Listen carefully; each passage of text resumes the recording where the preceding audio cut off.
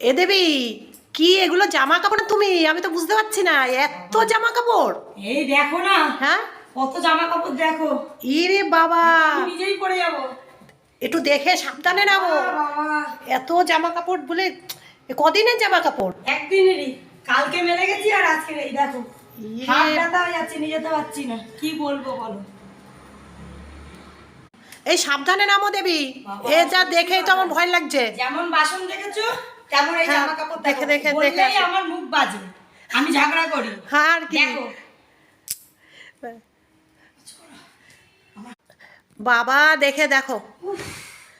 দেখো কত জামা কাপড়, আমার হাত ব্যথা হয়ে গেছে আর হ্যাঁ, সে তো হবেই, এত উপর থেকে 3 তলার থেকে নামানো চারটেখানি কথা পড়তে পড়তে। বাবা। এ দেবী, এগুলো কি ভাঁজ করছো নাকি এখন? হ্যাঁ, এই যে ভাঁজ করছি, এই এত সব জামা কাপড় ভাঁজ করব, আবার আলমারিতে গোছাবো। এই তো সব আমারই কাজ। এরা সব ফেলে চলে যায় আর আমার সব করে মরতে হয়। হ্যাঁ, তুমি যে বাড়ি হ্যাঁ। গার্জিয়ান তুমি, তাই তুমি করছো। হ্যাঁ, মনে হয় যেন আমি এই বাড়ির মালিক, আর কিছু না। এরা টাকা দেয় না। এ দেবী, ভাঁজ হয়নি? এই যে সব এই যে করা হয়ে গেল।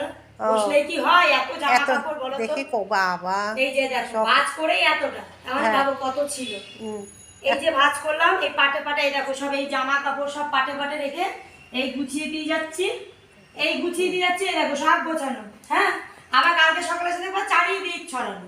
আমি বললেই খারাপ, আমার কাজ ঢেলে ঢেলে কাজ দিয়ে যায় এরা।